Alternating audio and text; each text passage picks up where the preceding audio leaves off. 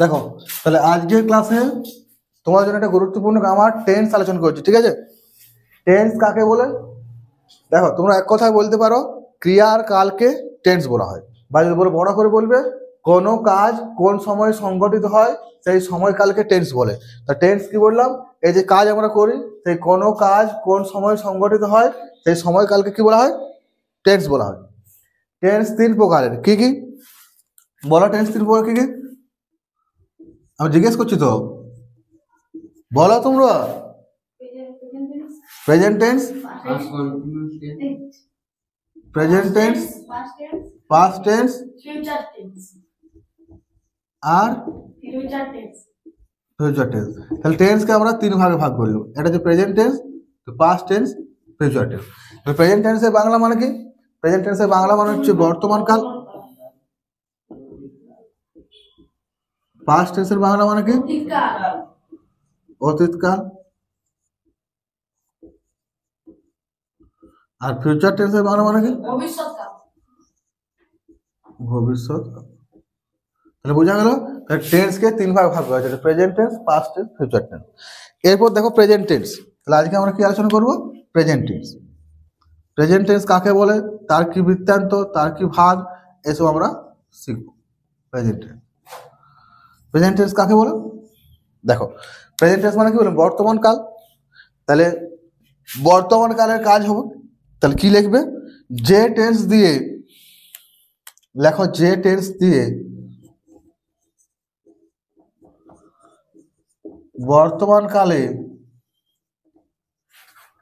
সংগঠিত হয়, যে টেন্স দিয়ে বর্তমান কালে সংগঠিত হয় এরূপ বা এই রকম কাজ বা ঘটনা বোঝায়। তো যে টেন্স দিয়ে বর্তমান কালে সংগঠিত হয় এরূপ কাজ বা ঘটনা বোঝায় তাকে কি বলে? বড় মুখে প্রেজেন্ট টেন্স বলে। মানে বর্তমান কালে সংগঠিত হয় এরকম কাজ বা ঘটনা বোঝাবে যে টেন্স দ্বারা, সেটা হচ্ছে প্রেজেন্ট টেন্স, তাই তো? মানে বর্তমান কালে কাজ বা ঘটনা বোঝাবে। এবার দেখো আমরা এক্সাম্পল দেখবো প্রেজেন্ট টেন্সের কত রকমের হতে পারে প্রেজেন্ট। দেখো এক্সাম্পল দেখো, তাহলে বুঝতে পারবে। ধরো আমি বললাম আমি বিদ্যালয়ে যাই, আই গো টু স্কুল, তাই তো? এটাও প্রেজেন্ট টেন্স। আবার আমি বলছি যে আমি বিদ্যালয়ে যাচ্ছি, I am going to school, এটাও তো প্রেজেন্ট টেন্সই হলো।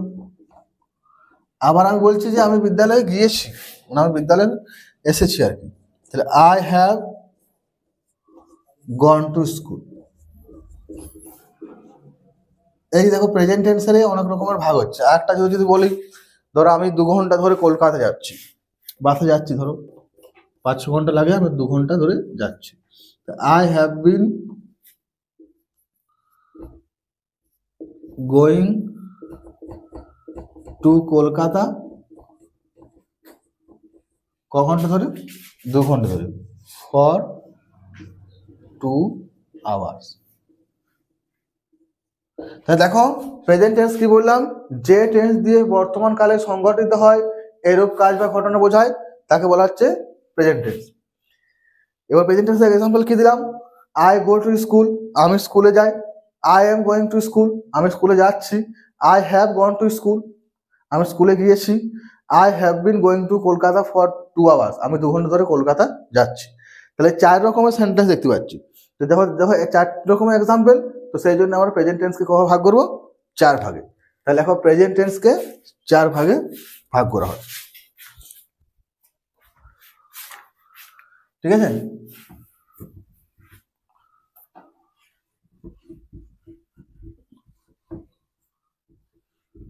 যেমন টেন্সকে আমরা 3 ভাগে ভাগ করলাম, ওই একই রকম ভাবে প্রেজেন্ট টেন্সকে আমরা কবে ভাগ করব?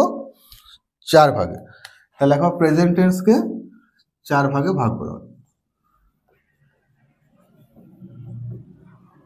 ক ভাগে বললাম? 4 ভাগে ভাগ করা।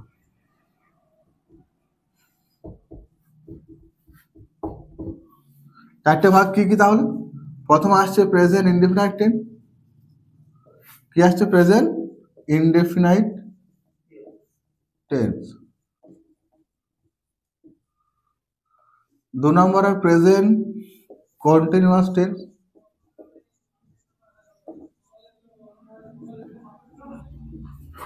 3 নম্বরে হচ্ছে প্রেজেন্ট পারফেক্ট টেন্স। আর 4 নম্বরে প্রেজেন্ট পারফেক্ট কন্টিনিউয়াস টেন্স। বুঝা গেল? তাহলে প্রেজেন্ট টেন্সের 4টে ভাগ। প্রথমে কি বললাম? প্রেজেন্ট ইনডিফিনিট টেন্স, যার বাংলা মানে হচ্ছে সাধারণ বর্তমান কাল। কি বলা হচ্ছে? সাধারণ বর্তমান কাল। প্রেজেন্ট কন্টিনিউয়াস টেন্সের বাংলা মানে হচ্ছে ঘটমান বা চলমান বর্তমান কাল। প্রেজেন্ট পারফেক্টের বাংলা মানে কি হচ্ছে? পূর্বঘটিত বর্তমান কাল। তারপর দেখো প্রেজেন্ট পারফেক্ট কন্টিনিউয়াসের বাংলা মানেটা কি? পূর্বঘটিত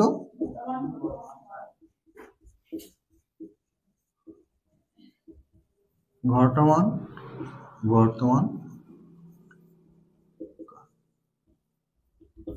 তাহলে এই হচ্ছে প্রেজেন্ট টেন্সের 4টে ভাগ। এবারে যে প্রত্যেকটা টেন্স, এই present indefinite, present continuous, present perfect, present perfect continuous, প্রত্যেকটা ভাগের কি গঠন, কি রকম ভাবে সেন্টেন্সগুলো তৈরি করব, তার নেগেটিভ কি, তার ইন্টারগেটিভ কি, সেগুলো আমরা শিখব। তাহলে প্রথম ভাগটা কি আছে? প্রেজেন্ট ইনডিফিনাইট টেন্স, তাই তো? তাহলে আন্ডারলাইন করো প্রেজেন্ট ইনডিফিনাইট টেন্স। 4টে ভাগ বুঝা গেল, লেখা হয়ে গেছে, তাই তো? এবারে তাহলে হেডিং দাও present indefinite tense.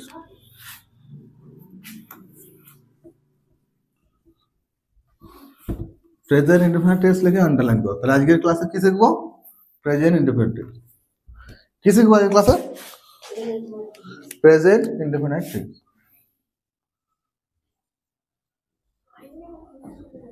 Present indefinite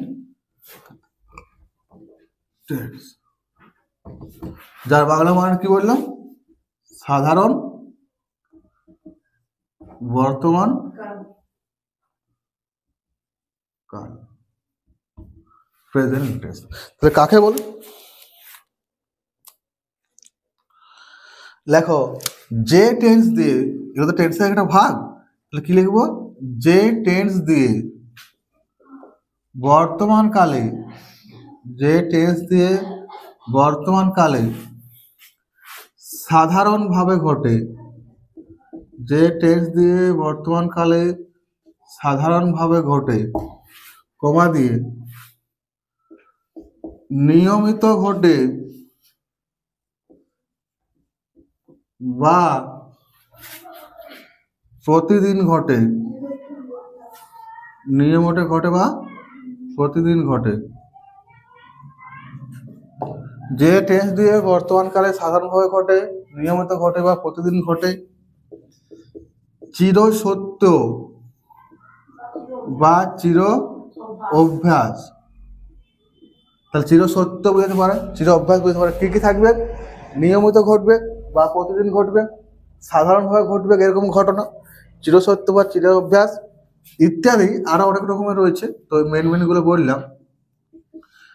কাজ বা ঘটনা বোঝায়, কাজ বা ঘটনা বোঝায়, তাকে কি বলে? প্রেজেন্ট ইনডিফিনিট টেন্স বলে। তাকে প্রেজেন্ট ইনডিফিনাইট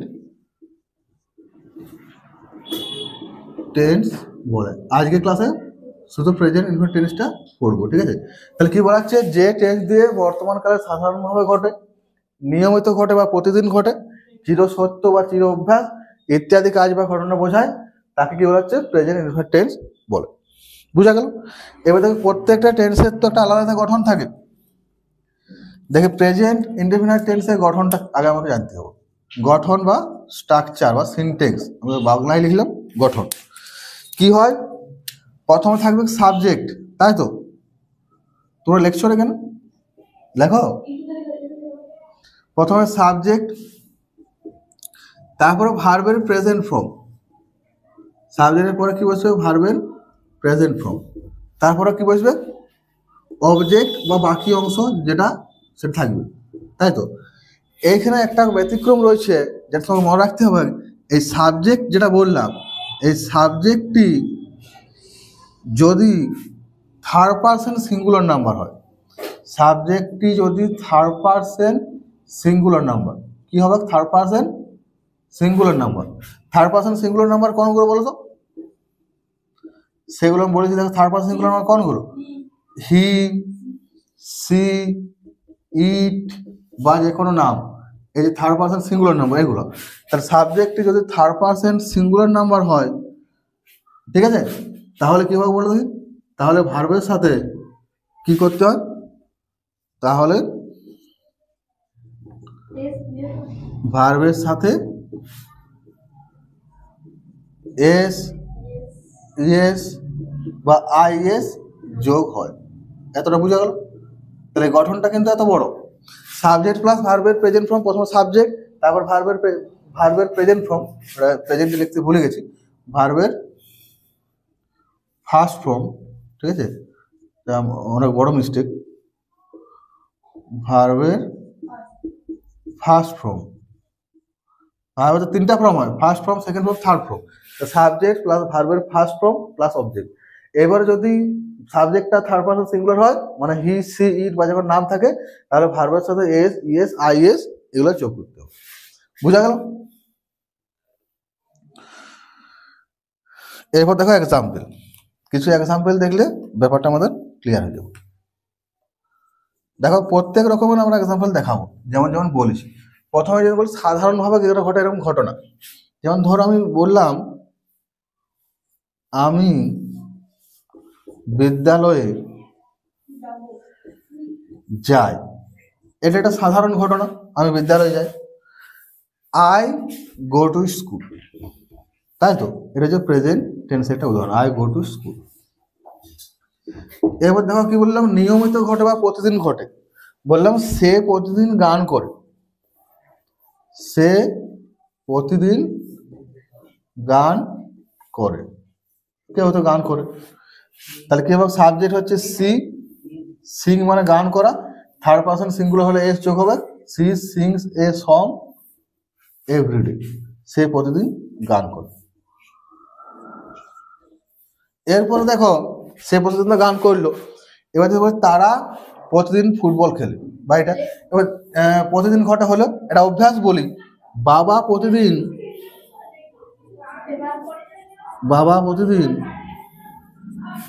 সকালে হাঁটে, এটা একটা অভ্যাস, প্রতিদিন সকালে হাঁটে। তাহলে সাবজেক্ট হচ্ছে ফাদার, ওয়াক মানে হাঁটা, তার সঙ্গে এস যোগ, এভরি মর্নিং, বাবা প্রতিদিন সকালে হাঁটে মানে মর্নিং ওয়াক করে, এটা চির অভ্যাস হলো। এবার দেখো চির সত্য, এটা চির সত্য ঘটনা বলি, সূর্য পূর্ব দিকে উঠে, সূর্য পূর্ব দিকে উঠে, এটা চির সত্য, আজকে উঠে, কালকে উঠে, প্রত্যেকদিনই উঠবে। দ্য সান, প্রত্যেকদিনে তো সূর্য পূর্ব থেকে উঠবে, ইন দ্য ইস্ট, কিন্তু আজকের থেকে 5000 বছর পরে সূর্য পূর্ব দিকে না উঠতেও পারে, পশ্চিম দিকে উঠতে পারে। The sun rises in the east, এই একটা খবরও পড়ছিল, সূর্য এবার পশ্চিম দিকে উঠবে। The sun rises in the east, এরকম শেষে ই আছে, ওই জন্য এস যোগ করি, ঠিক আছে। ধরা বললাম পাখিটি আকাশে উড়ে, আজকেও উড়বে, কালকেও উড়বে, প্রতিদিনই উড়বে, না আকাশে উড়লে কি করে হবে বল, এগুলো কি, এটা নিয়মিত পাখি তো প্রতিদিনই আকাশে উড়ে। দা বার্ড, একটা পাখি বলেছি, তাহলে দা বার্ড ফ্লাই, ওয়াইটা উঠে যায় আইএস যোগ, এই যে কখন এস যোগ হবে কখন ইএস যোগ হবে সেটা দেখানোর জন্য আমি এটা দিলাম, ওয়াই থাকলে ওয়াইটা উঠে আইএস যোগ হবে, শেষে ই থাকলে শুধু এস যোগ হবে। The bird flies in the sky,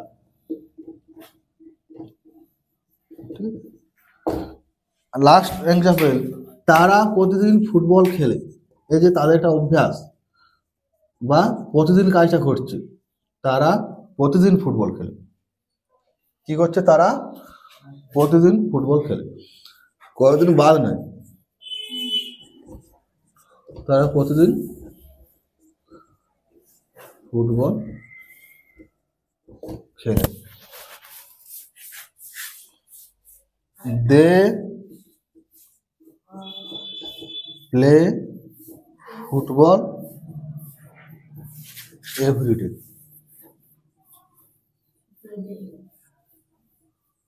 দেখো তাহলে বোঝা গেল। তাহলে প্রেজেন্ট ইনডিফিনিট টেন্স কাকে বললাম? যে টেন্স দিয়ে বর্তমান কালে সাধারণভাবে ঘটে, নিয়মিত ঘটে বা প্রতিদিন ঘটে, চিরসত্য বা চির অভ্যাস, এইরকম কাজ বা ঘটনা বোঝায়, সেটা হচ্ছে তোমার প্রেজেন্ট ইনডিফিনিট টেন্স। গঠনটা কি? প্রথমে সাবজেক্ট, ভার্বের ফার্স্ট ফর্ম, অবজেক্ট। সাবজেক্টটা যদি থার্ড পারসন সিঙ্গুলার নাম্বার হয়, মানে হি, সি, ইট, ডাব, সাম, যদু, মধু, মানে একজন বোঝায়, তখন ভার্বের সাথে এস বা ইয়েস যোগ করা হয়। এক্সাম্পল কি বললাম? আমি বিদ্যালয়ে যাই, আই গো টু স্কুল। সে প্রতিদিন গান করে, she sings a song everyday. বা প্রতিদিন সকালে হাঁটে, ফাদার ওয়াক এভরি মর্নিং, প্রতিদিন সকাল হাঁটে। সূর্য পূর্ব থেকে উঠে, the sun rises in the east. এই দেখো প্রত্যেক দিন কাজগুলো ঘটছে বা নিয়মিত ঘটছে, এরকম কাজ বুঝে। প্রত্যেকটা সূর্য প্রতিদিন পূর্ব দিকে উঠে, পাখি আকাশে উড়ে, নিয়মিত উড়ে, the bird flies in the sky. তাহলে দেখো এটা নিয়মিত ঘটছে, এটা প্রতিদিন ঘটছে। তারা ফুটবল খেলে, প্রতিদিন ফুটবল খেলে, দে প্লে ফুটবল এভরিডে। আমি বিদ্যালয়ে যাই, এগুলো নিয়মিত ঘটছে বা সাধারণভাবে ঘটছে। তাহলে এই সাধারণভাবে ঘটে বা নিয়মিত ঘটে বা প্রতিদিন ঘটে বা চিরসত্য, এই যে সূর্য পূর্ব দিকে উঠে, এটা চিরসত্য ঘটনা। আমি বললাম পৃথিবী সূর্যের চারদিকে ঘুরে, এই চিরসত্য ঘটনা, এর হচ্ছে প্রেজেন্ট ইনডিফিনিট টেন্স। তাহলে বোঝা গেল। তো আজকের ক্লাসটা ছিল এতটাই। পরের ক্লাস আমরা প্রেজেন্ট কন্টিনিউয়াস টেন্স সম্পর্কে জানবো।